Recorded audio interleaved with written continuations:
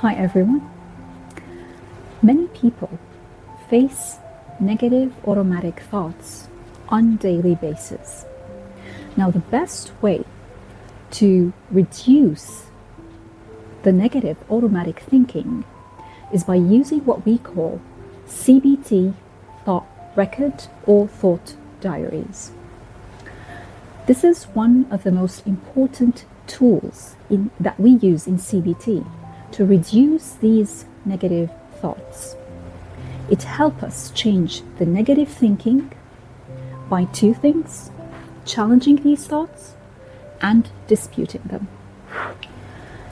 The reason we want to do this is from the basic idea of CBT that our thoughts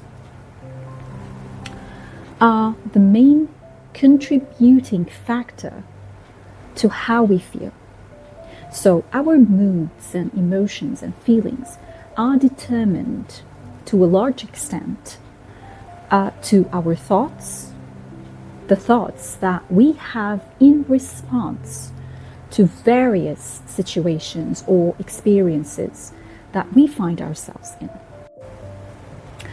So let me give you an example. If we are sad or angry about something, maybe at work, maybe with a friend, you just need to understand that these feelings or emotions that you're having is the result of thoughts that you had, and they were activated by past events or situations. So the moods or the emotions or the feelings that you experience will definitely will be different depending on your thoughts. There's a tagline in CBT that says, change the way you think and will change the way you feel. It means that, or actually shows that the moment you process through your thoughts and try to change them, it will definitely by default change how you feel. Now, as we said before, that the thought record or the diary is one of the most effective tools that we use in CBT and has been very successful for many clients, especially with my clients. It helped them a lot to change how they think and their whole mindset, and by default transform their life. Sometimes I know that it is easy to identify these thoughts, but other times we feel these thoughts are somehow unclear. So if you are interested in knowing why you're having these negative thoughts and then how to change them, please, you can now bring a pen and a paper and write some questions that I'm going to give you that helps you understand from where you're getting these negative thoughts and why you're having them, which is a very important question. It's why and from where they're coming from, and then why I am feeling that way. So if you're ready, please, let's begin. So if you're having trouble identifying your negative automatic thoughts, these are questions for you to ask yourself. And please, it is much better to write down your answers, because it's much effective and you'll get better results, and you will make some kind of brainstorming than just answering, in the clouds. So please try as much as you can to use the pen and a paper, and just take your time. Do not rush your answers. So let's begin. The first question is, what was going through my mind just before I started to feel that way? Again, what was going through my mind just before I started to feel that way? Question number 2. What images or memories does that bring up? Maybe it's something you're missing in the past, something relating to the past. Please write it down. Question number 3. What is so bad about it? What is so bad about this? Question number 4. Why am I feeling this way? Why am I feeling this way? Your answers, by the time you will find that they are connecting together, so don't worry about it. You will find the answers. You just need to focus and use your thoughts and go back just a little bit and see how things relate, okay?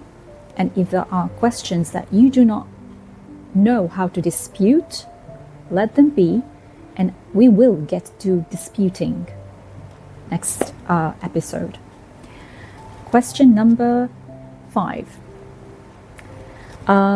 What am I afraid will happen? What am I afraid will happen? Question 6. What does this mean about me, about my life, or my future? Again, what does this mean about me, about my life, or the future? And believe me, this question and the one before, people sometimes who especially have some kind of anxiety, they do have a lot to write down because they're always scared of many things around them. Not necessarily true, because it's like fortune telling.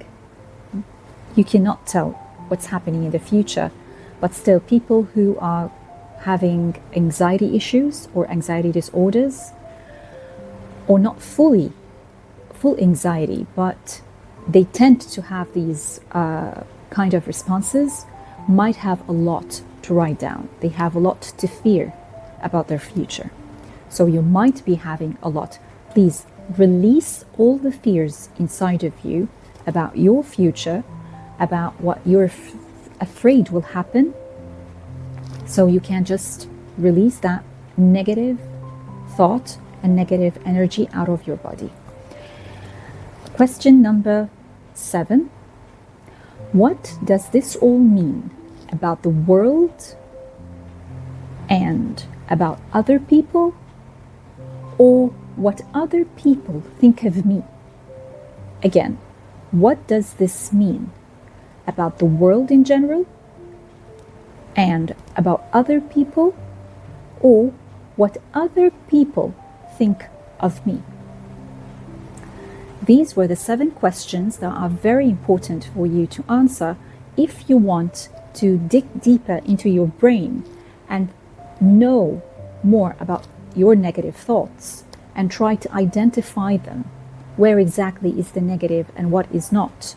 We will call it later on the hot thought, that will the evidence that will support your hot thought and the evidence that does not support your hot thought. But this is in the next episode.